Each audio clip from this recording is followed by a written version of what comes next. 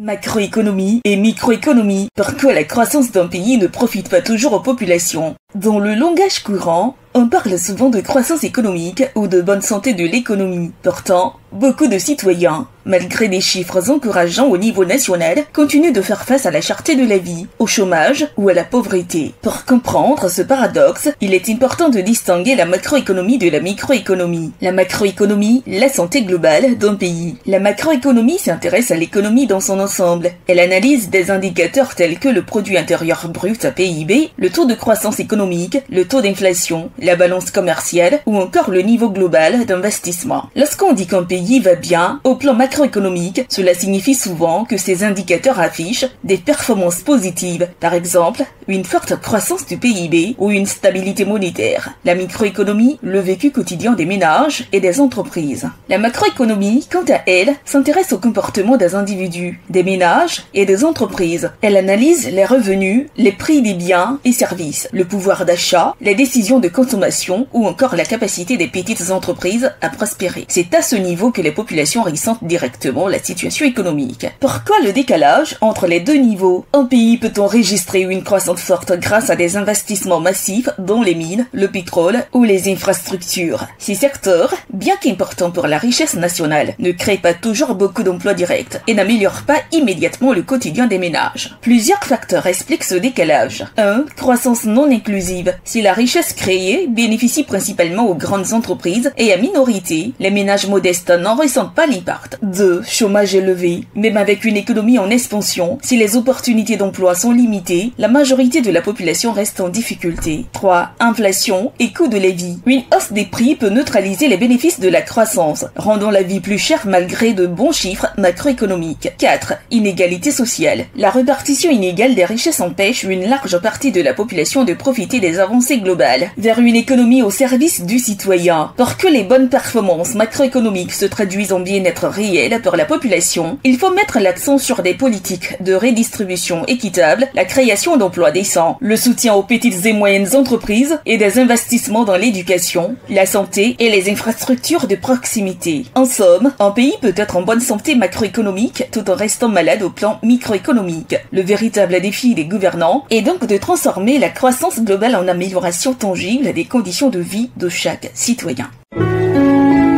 APRA, Agence Presse, Radio et Audio.